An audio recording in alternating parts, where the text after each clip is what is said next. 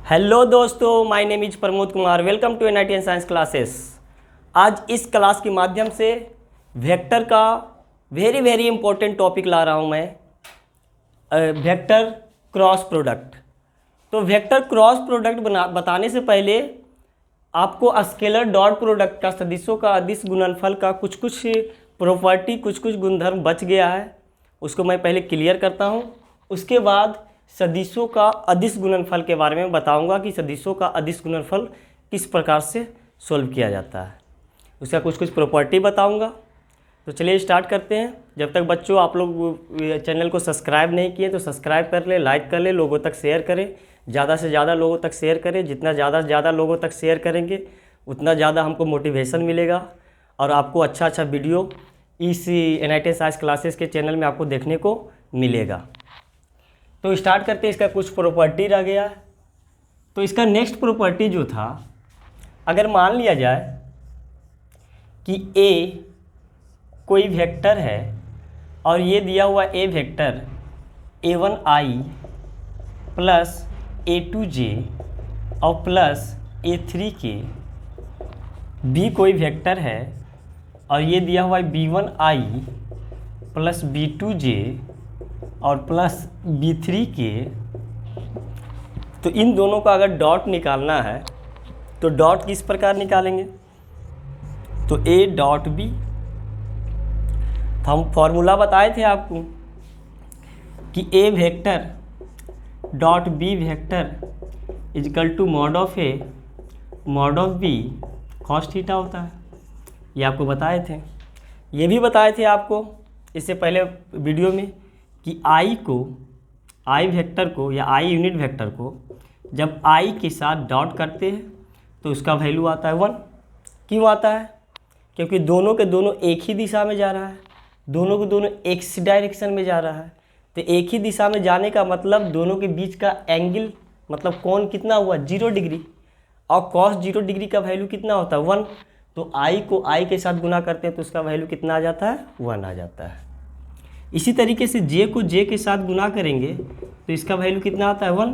इसी तरीके से K को K के साथ डॉट करेंगे तो इसका वैल्यू कितना आ जाता है? 1।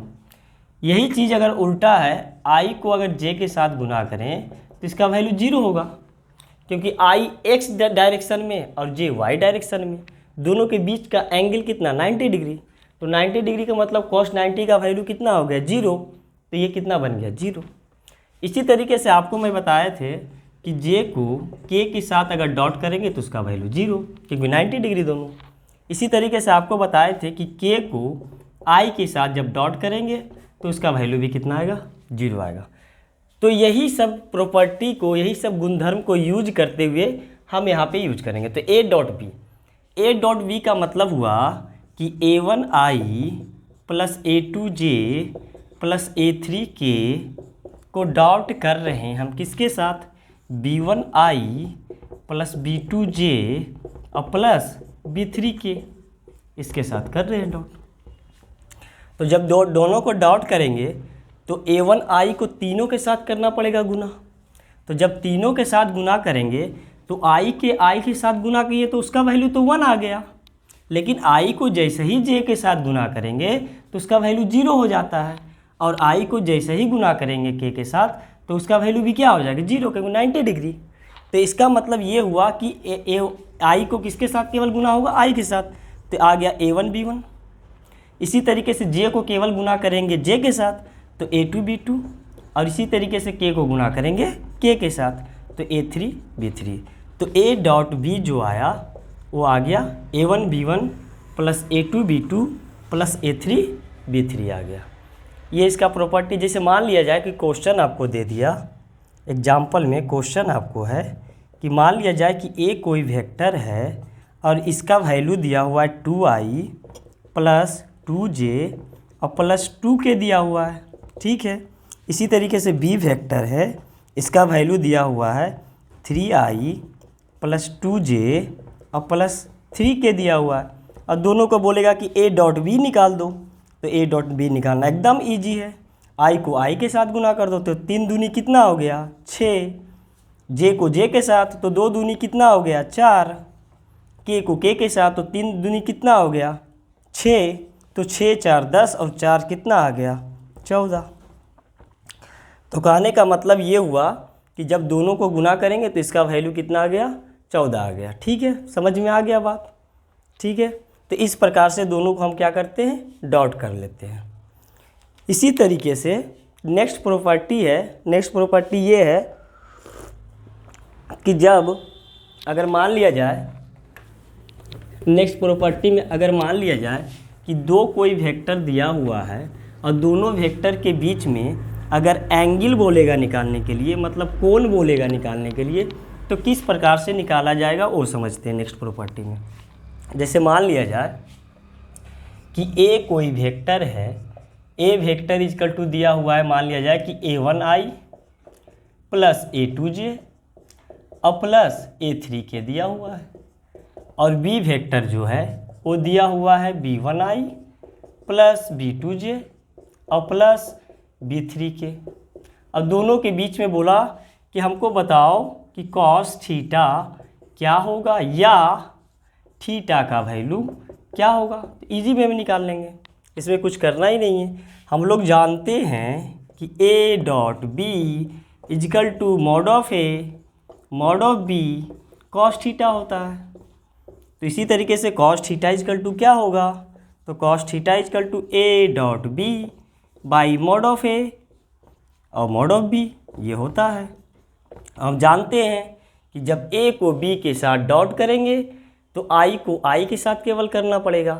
तो इसका जो दोनों को डॉट करेंगे तो ये आ जाएगा a1 b1 प्लस j को j के साथ a2 b2 प्लस k को k के साथ तो a3 b3। अब बाकी मॉड निकालने के लिए आपको बताए थे कि जिसका मॉड निकालना है तो केवल और केवल क्या करना है, उसका मैग्नीट्यूड निकालना है, मतलब परिमाण निकालना है। जिसको रूट लगा कर निकालते हैं, तो रूट लगा कर इसको क्या करते हैं, a1 का स्क्वायर प्लस a2 का स्क्वायर और प्लस a3 का स्क्वायर, मतलब मॉड ऑफ a, मतलब a वेक्टर का मॉड का मतलब तीनों का क्या कर लेंगे, स्क्वायर कर लेंगे, क्योंकि इसमें डायरेक्शन का कोई बात तो होता नहीं है मोड में। इसी तरीके से मॉड ऑफ b निकालेंगे, तो मॉड ऑफ b का मतलब हुआ कि b1 का स्क्वायर प्लस b2 का स्क्वायर प्लस b3 का स्क्वायर। तो कॉस थीटा इजकल टू इतना आ गया। अब इसमें अगर वैल्यू दिया हुआ रहेगा तो थीटा इजकल टू बन जाएगा कॉस इनवर्स इतना। ठीक है, तो इस प्रकार से हम किसी भी दो वेक्टर का कोण या एंगल निकाल सकते हैं। ठीक है, जैसे मान लिया जाए कि कोई क्वेश्चन दिया हुआ है, क्वेश्चन ये है,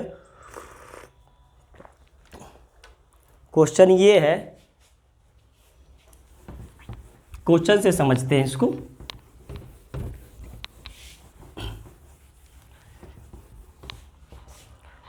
मान लिया जाए कि क्वेश्चन ये है कि ए वेक्टर दिया हुआ है 2i प्लस 2j और प्लस 2k दिया हुआ है, बी वेक्टर दिया हुआ है i plus j plus k दिया हुआ है। अब दोनों के बीच में हमको बोल रहा है कि एंगल निकाल लो। ठीक है, मतलब थीटा का वैल्यू निकाल दो। तो हम लोग जानते हैं, क्या जानते हैं, a dot B is equal to mod of a mod of b cos theta. ठीक है, तो कॉस थीटा इजकल टू क्या होगा, a vector dot b vector by mod of a vector और by mod of b vector.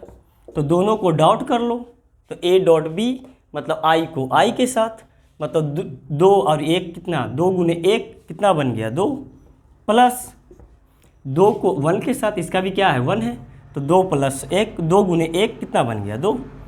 उसके बाद 2 को 1 के साथ, तो 2 गुने 1 कितना बन गया 2, by root under mod of A का मतलब इसका रूट लगा कर क्या स्क्वायर करना होता है, तो 2 का स्क्वायर प्लस 2 का स्क्वायर और प्लस 2 का स्क्वायर।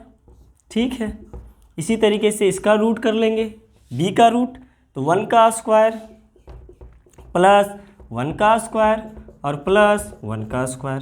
तो ये कितना बन गया 2 4 6 बाई रूट अंडर 4 प्लस 4 मतलब रूट अंडर 12 और इंटू रूट अंडर 3, ये बन गया। ठीक है, तो कॉस थीटा इजकल टू मेरा जो आ गया है, cos theta is equal to root under 6 by root under 12 और गुने रूट अंडर 3, ये आ गया है। ठीक है, तो इसको तोड़ भी देते हैं तो टूटेगा भी ये, तो इसको तोड़ते हैं तो कॉस थीटा इजकल टू ये बन जाएगा कितना, रूट अंडर 2 गुने रूट अंडर 3 बन गया। इसको तोड़ेंगे तो ये बनेगा कितना, 2 रूट 3 बन गया। 12 को जब तोड़ेंगे तो क्या टूटेगा, 2 रूट 3 टूटेगा, क्योंकि 4 अंदर जाएगा, पेयर में आकर के ये अंदर चल जाएगा तो 4 तिया 12 हो गया। ठीक है, ये बन गया रूट 3, तो यहाँ से 3 से 3 कटा। ठीक है, अब ये कॉस थीटा इजकल टू ये बन गया रूट 2 बाई 2 गुने रूट 3। अब बात है कि इसको भी काट देते हैं तो रूट 2 और 2 को हम क्या लिख सकते हैं, 2 बार रूट 2 लिख सकते हैं ना, तो रूट 2 गुने रूट 2 और गुने रूट 3, तो ये भी कट गया। तो cos theta is equal to 1 by root 6 आया, तो थीटा का कितना आंसर आ गया, कॉस इनवर्स 1 बाई रूट 6, ये हो गया आंसर।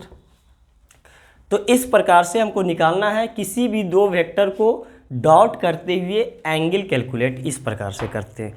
चलिए एक क्वेश्चन और समझते हैं।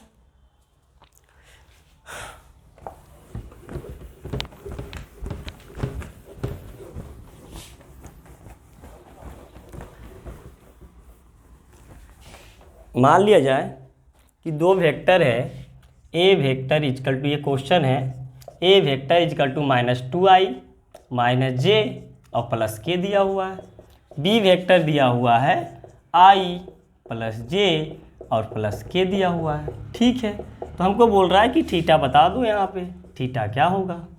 तो हम अभी बताए थे कि कॉस थीटा इजकल टू क्या होता है, A vector dot B vector by mod of A vector by mod of B vector.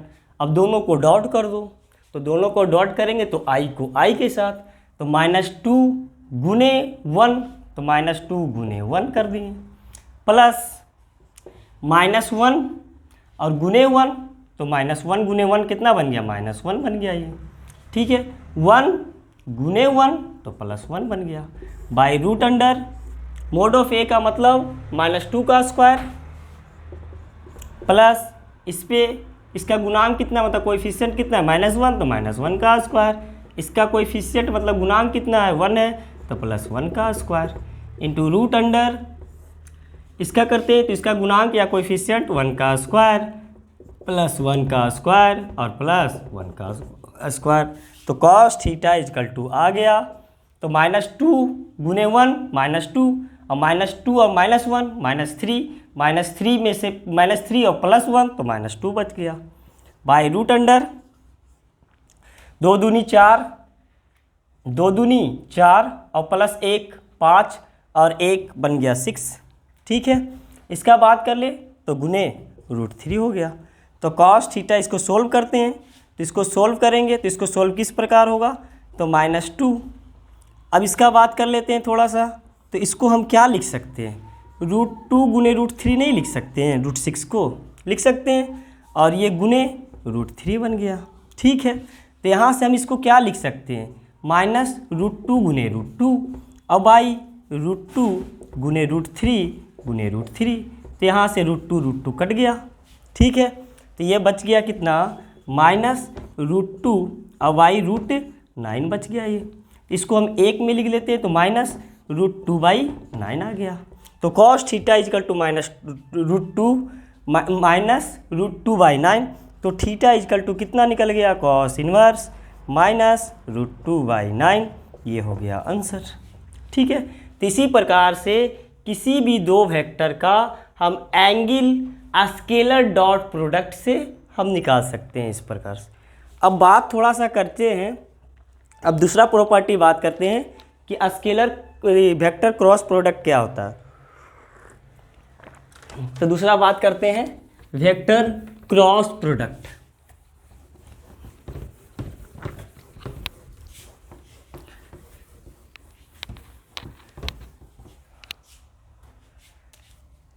दूसरा है वेक्टर क्रॉस प्रोडक्ट, इसको हिंदी में बोला जाता है सदिशों का सदिश गुणनफल, सदिशों का सदिश गुणनफल के नाम से जाना जाता है। ठीक है, तो इसका जो फॉर्मूला होता है, इसका फॉर्मूला होता है कि अगर दो वेक्टर को हम जब क्रॉस करेंगे, वहाँ पे डॉट करते थे, यहाँ पे क्या आ गया, क्रॉस, तो इसका जो फॉर्मूला होता है mod of A vector, mod of B vector और साइन थीटा। अब बात ये आता है कि जब दो वेक्टर को हम क्रॉस करेंगे तो वो वेक्टर क्यों आएगा, मतलब दो सदिश को जब हम क्रॉस कर रहे हैं तो उसका रिजल्ट जो आना चाहिए वो क्या आना चाहिए, सदिश आना चाहिए। तो देखते हैं किस प्रकार से सदिश आएगा। तो देखिए ये क्या है, ये केवल और केवल मैग्नीट्यूड है, मैग्नीट्यूड, क्योंकि मोड लग गया, मोड और केवल और केवल क्या बताता है, मैग्नीट्यूड को बताता है, मतलब केवल और केवल क्या बताएगा, ये परिमाण बताएगा। मोड ऑफ बी, ये भी बता रहा है मैग्नीट्यूड। थीटा का मतलब कोई वैल्यू होगा, 30 डिग्री, 40 डिग्री, 50 डिग्री, तो ये भी क्या है, मैग्नीट्यूड। तो किसी भी चीज़ का केवल अगर मैग्नीट्यूड बताता है तो कौन सा आता है, उसका रिजल्ट जो आएगा वो क्या आएगा, अदिश आता है। हमको इसको बनाना है क्या, सदिश बनाना है। तो सदिश बनाने के लिए मेरे पास एक ही ऑप्शन है, और वो ऑप्शन है क्या, कि अगर किसी भी अदिश को सदिश बनाना है तो उसको हम लोग क्या करते हैं, एन यूनिट वेक्टर से उसको गुना कर देते हैं, मतलब एकांक सदिश से उसको क्या करेंगे, गुना कर देंगे।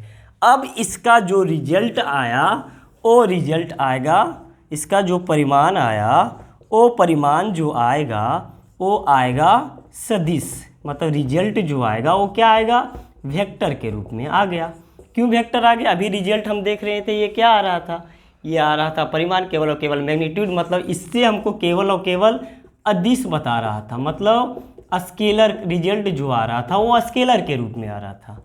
अब स्केलर को हमको वेक्टर बनाना था, तो इसको क्या किए, एकांक सदिश से इसको गुना कर दिया। एकांक सदिश से गुना करने पे किसी पे इफेक्ट नहीं पड़ता है, क्यों नहीं पड़ता है, क्योंकि इसका जो मान होता है क्या होता है, 1 होता है। किसी भी वेक्टर को या किसी भी नंबर को अगर 1 से गुना करो तो इस पर इफेक्ट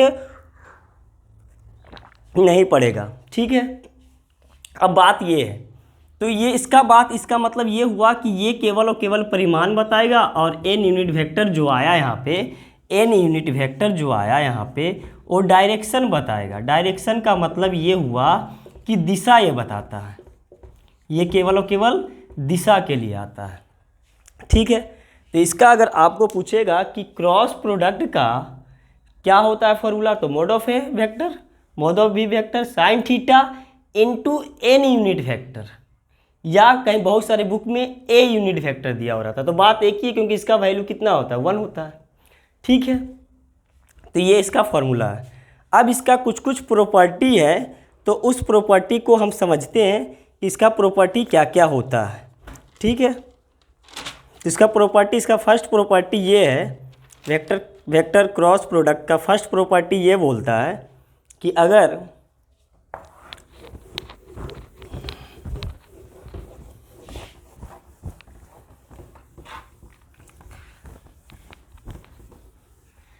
फर्स्ट प्रॉपर्टी ये है, इसका प्रॉपर्टी मतलब गुणधर्म, इसका गुणधर्म ये बोलता है, फर्स्ट गुणधर्म है कि A vector cross B vector को हम B vector cross A vector नहीं लिख सकते हैं, ये कॉम्यूटेटिव लॉ को फॉलो नहीं करता है। कॉम्यूलेटिव लॉ को फॉलो नहीं करता।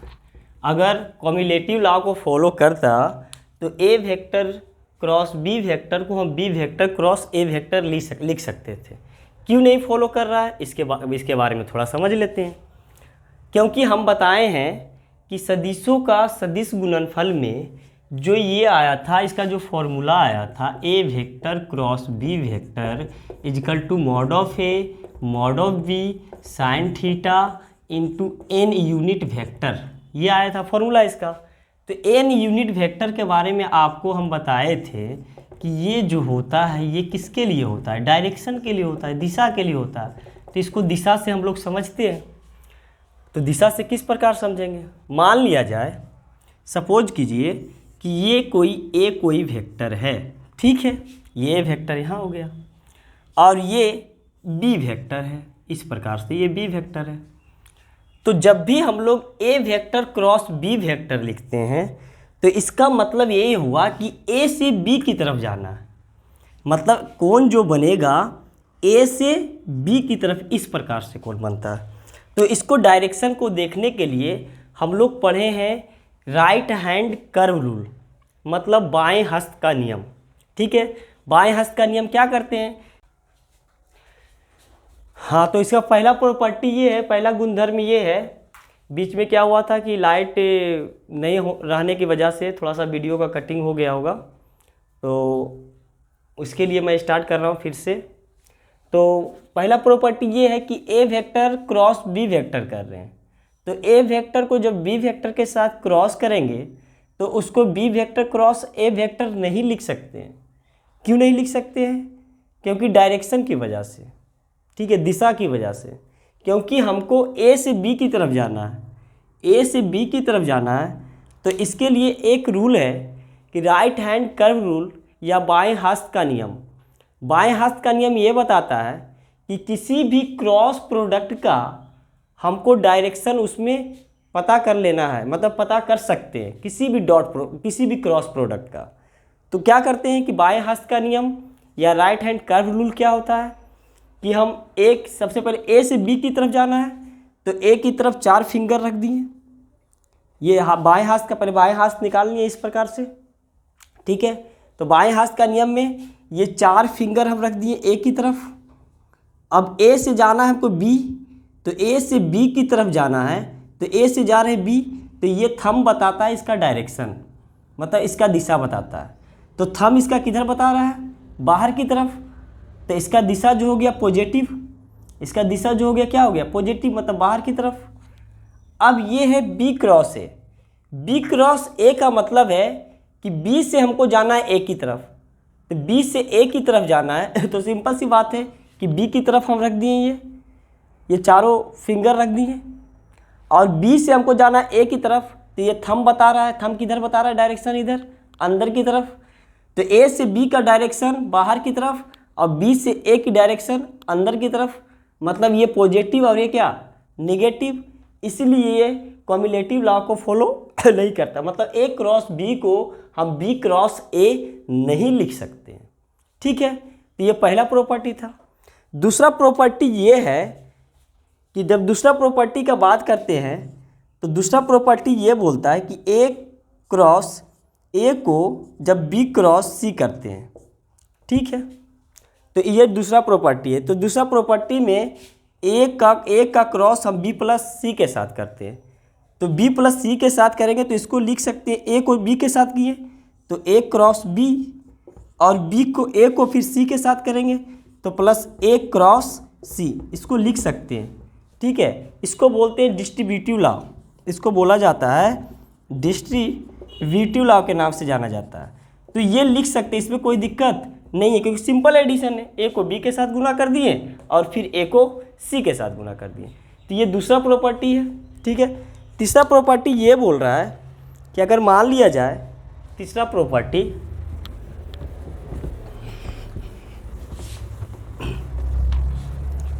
मतलब तीसरा गुणधर्म ये है कि अगर ए वेक्टर और क्रॉस बी वेक्टर, मतलब ए वेक्टर और बी वेक्टर आपस में समानांतर है, मतलब पैरेलल है, मतलब पैरेलल है। तो जब पैरेलल होगा ए और बी आपस में क्या है? ए वेक्टर और बी वेक्टर आपस में पैरेलल है, मतलब समानांतर है, मतलब उस समय थीटा का वैल्यू कितना होगा? 0 डिग्री। मतलब ए वेक्टर भी जा रहा है एक साथ, ए वेक्टर और बी वेक्टर दोनों साथ में जा रहा है, मतलब कहने का मतलब ए वेक्टर और बी वेक्टर दोनों एक ही साथ है, मतलब दोनों के बीच में एंगल कितना है? 0 डिग्री। मतलब इसमें एंगल तो है ही नहीं, मतलब 0 डिग्री। तो यहाँ पे ए क्रॉस जब बी करेंगे तो ए क्रॉस बी साइन 0 और साइन 0 का वैल्यू कितना होता है? 0। तो ए क्रॉस बी उस समय क्या आ जाएगा? 0 आ जाएगा, ठीक है। ये तीसरा प्रॉपर्टी है।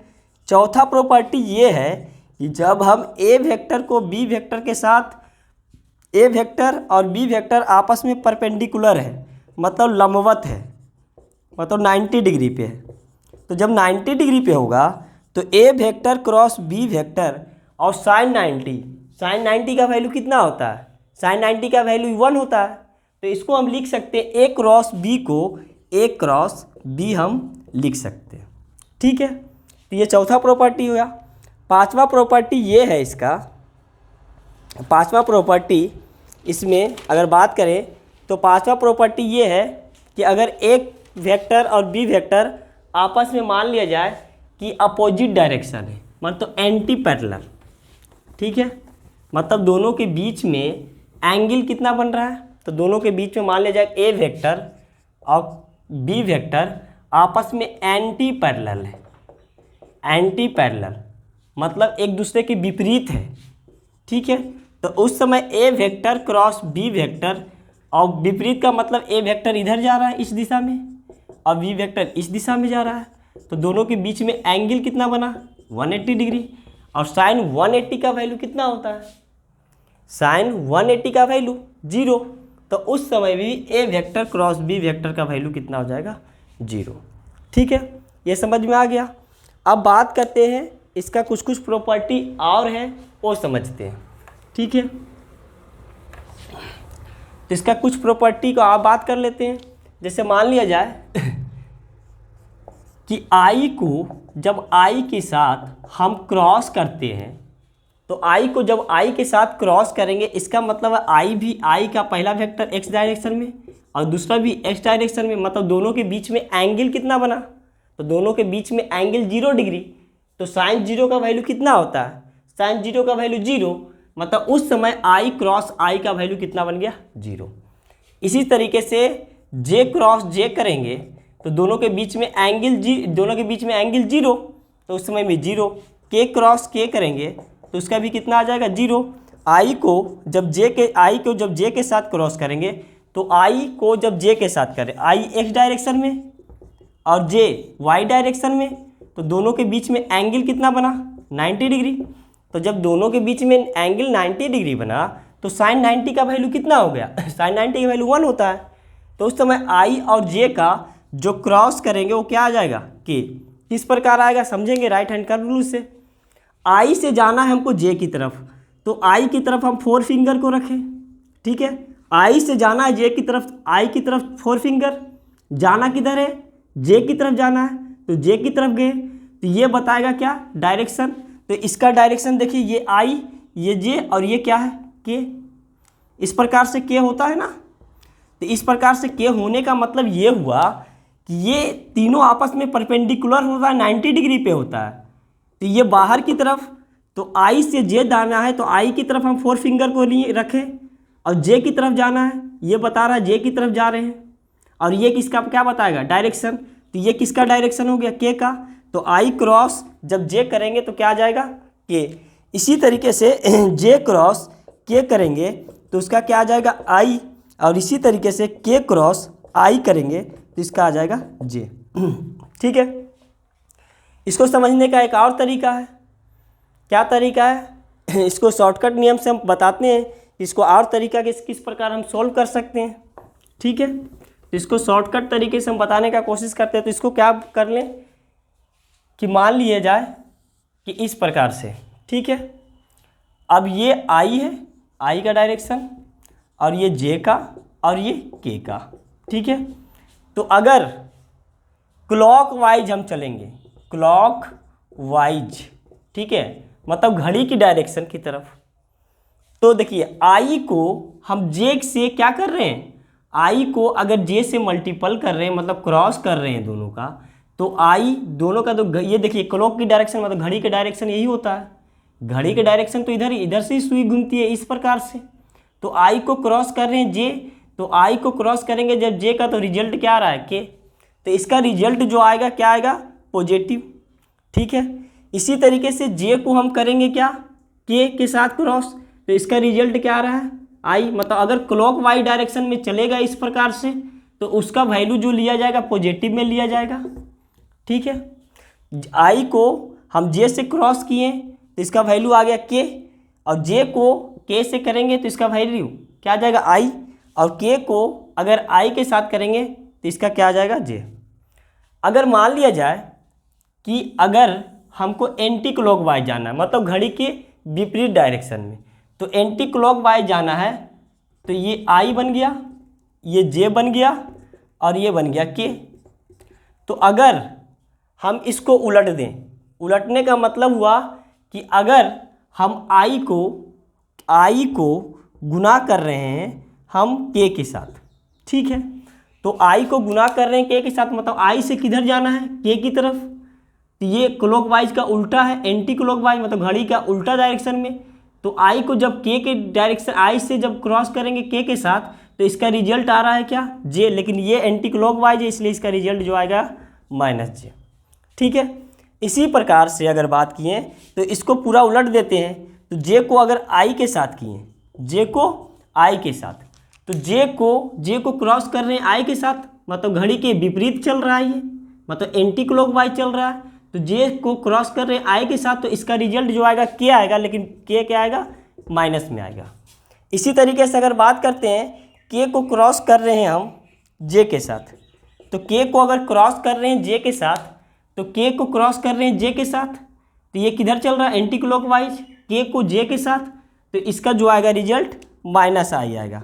तो याद रखिएगा कि अगर, याद रखना ये है कि अगर क्लॉकवाइज डायरेक्शन में अगर आएगा तो उसका वैल्यू होगा पॉजिटिव, और एंटी क्लॉकवाइज डायरेक्शन में आएगा तो इसका वैल्यू होगा निगेटिव। या तो राइट हैंड रूल से देख लें, मतलब बाएं हाथ का नियम से देख लें, या तो अपना घड़ी का डायरेक्शन जो रहता है उससे देख लें। अगर घड़ी के डायरेक्शन में चला तो पॉजिटिव, और घड़ी के विपरीत चला तो ये निगेटिव, ठीक है, समझ में आ गया बात। अब बात करते हैं कि अगर दो वेक्टर को गुना करेंगे आपस में तो उसका रिजल्ट क्या आएगा, ठीक है। जैसे मान लिया जाए, नेक्स्ट प्रॉपर्टी इसका ये है कि अगर मान लिया जाए कि दो वेक्टर दिया हुआ है, ठीक है, मान लिया जाए कि ए वेक्टर दिया हुआ है a1i प्लस a2j और प्लस a3k दिया हुआ है, बी वेक्टर दिया हुआ है b1i प्लस b2j और प्लस b3k दिया हुआ है, और दोनों वेक्टर को आपस में क्रॉस कर रहे हैं, मतलब a क्रॉस b, ठीक है। तो a क्रॉस जैसे ही b करेंगे तो i को i के साथ गुना करेंगे, तो i को i के साथ गुना करने का मतलब है कि दोनों एक ही डायरेक्शन में जा रहा है। दोनों एक ही डायरेक्शन का मतलब हम यहाँ पे आपको बता दिए हैं कि i को अगर i के साथ क्रॉस करेंगे तो साइन थीटा का वैल्यू 0 डिग्री, तो इसका कितना बन जाता है, 0 बन जाता है। तो i को i के साथ तो गुना नहीं कर सकते हैं, तो i को जो गुना करेंगे j के साथ, तो यहाँ पे आ गया a1 b1 i और j आ गया, ठीक है। इसको गुना करेंगे b3 के साथ तो प्लस a1 i, मतलब a1 b3 और i और k आ गया, ठीक है। इसी तरीके से हम j को गुना करते हैं, तो j को गुना करेंगे तो j को i के साथ, तो a2 b1 j cross i, ठीक है। इसी तरीके से हम a2 को गुना करते हैं, इसके साथ j को j के साथ गुना नहीं कर सकते हैं क्योंकि दोनों का दोनों डायरेक्शन क्या एक ही है, तो उसका वैल्यू तो ऐसे ही 0 आ गया। तो j को गुना करेंगे k के साथ तो प्लस a2 b3 और j और k आ गया, ठीक है। इसी तरीके से a3k को गुना करेंगे इसके साथ, तो a3k को इसके साथ गुना करेंगे तो a3 b1 k i। इसी तरीके से इसको गुना करेंगे तो a3 b2 k और j, ठीक है। और k को k के साथ तो गुना कर नहीं सकते हैं क्योंकि 0 डिग्री, और साइन 0 डिग्री का वैल्यू क्या बन जाता है, 0, ठीक है। अब इसका आपको डायरेक्शन देखना है, a क्रॉस b, ठीक है। तो a1 b1, अब i से हम j जा रहे हैं, देखिए इधर i से हमको जाना किधर है, j की तरफ, तो i से j चल रहे हैं, मतलब घड़ी के डायरेक्शन में क्लॉकवाइज चल रहे हैं, तो इसका वैल्यू पॉजिटिव लेंगे, लेकिन क्या लेंगे, k, तो ये आ गया k प्लस a1 b3, ठीक है। i को हम i k की डायरेक्शन में जाना, मतलब i से हम चल रहे हैं i से चल रहे हैं k, तो देखिए i से चलेंगे k मतलब एंटी क्लॉकवाइज, तो इसका जो वैल्यू आएगा क्या आएगा, माइनस j, ठीक है। प्लस a2 b1, अब j से हमको जाना है i, ठीक है। तो जे से आई जाना है, मतलब जे से जा रहे हैं आई, मतलब एंटी क्लॉकवाइज, जे से हमको जा रहे हैं आई, एंटी क्लॉकवाइज मतलब माइनस के, तो इसका जो आ गया माइनस के आ गया, ठीक है। प्लस A2B3, अब हमको जाना है जे से के की तरफ तो जे से के की तरफ जा रहे हैं मतलब क्लॉकवाइज, तो इसका वैल्यू जो आ जाएगा आई, ठीक है। इसी तरीके से बात करते हैं A3B1, के से किधर जा रहे हैं आई की तरफ, तो के से आई की तरफ, तो के से आई की तरफ मतलब इधर चल रहे हैं, मतलब के से आई की तरफ का मतलब इधर चल रहे हैं क्लॉकवाइज, तो इसका जो रिजल्ट आएगा वो क्या आएगा -J, ठीक है। इसी तरीके से बात करते हैं A3B2, तो A3B2 के से जाना है जे, तो के से जाना है जे, तो के से जाना है जे मतलब के से इधर इसका एरो को निशान देखें, के से हम लोग जा रहे हैं जे, तो ये आ गया -I, ठीक है। ये क्या है B2, ये इसका रिजल्ट आ गया। अब सबको क्या करते हैं, सबको ये करते हैं कि आई को एक साथ, जे को एक साथ और के को एक साथ करते हैं, ठीक है।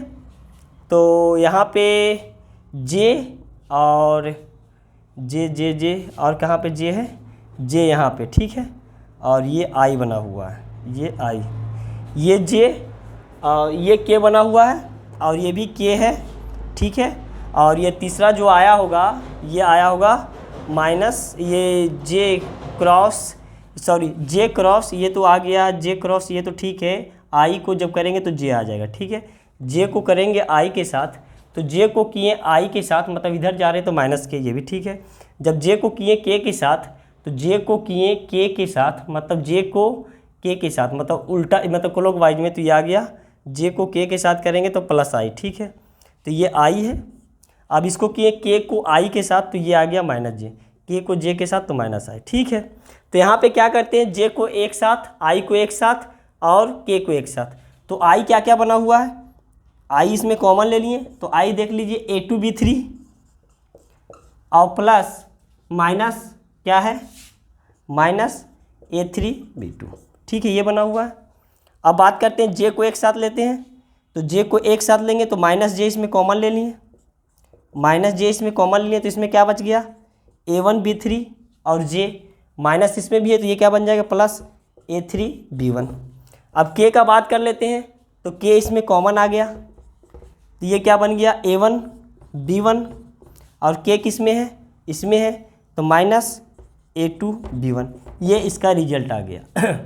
तो किसी भी दो वेक्टर को अगर क्रॉस करेंगे, तो क्रॉस करने का मतलब हुआ कि उसको आई के साथ गुना नहीं कर सकते हैं क्योंकि उसका वैल्यू 0 आ जाता है, जे को जे के साथ गुना नहीं कर सकते क्योंकि उसका वैल्यू 0, और के को के साथ गुना नहीं कर सकते क्योंकि उसका वैल्यू भी क्या आ जाएगा 0 आएगा। तो आई को इसके साथ फिर के को इसके साथ। तो ये देखिए, ये जो मेथड है, ये जो प्रक्रिया है, ये प्रक्रिया बहुत कॉम्प्लिकेटेड है। इसमें माइनस प्लस करने में बहुत ज़्यादा लोचा होता है, बहुत ज़्यादा प्रॉब्लम होता है कि माइनस होगा या प्लस होगा, क्लॉकवाइज है या एंटी क्लॉकवाइज है। तो इस मेथड को सोल्व करने के लिए आता है डिटर्मिनेंट मेथड, मतलब सारणिक विधि, ठीक है। तो डिटर्मिनेंट मेथड से हम किसी भी दो वेक्टर का क्रॉस प्रोडक्ट हम सोल्व कर सकते हैं।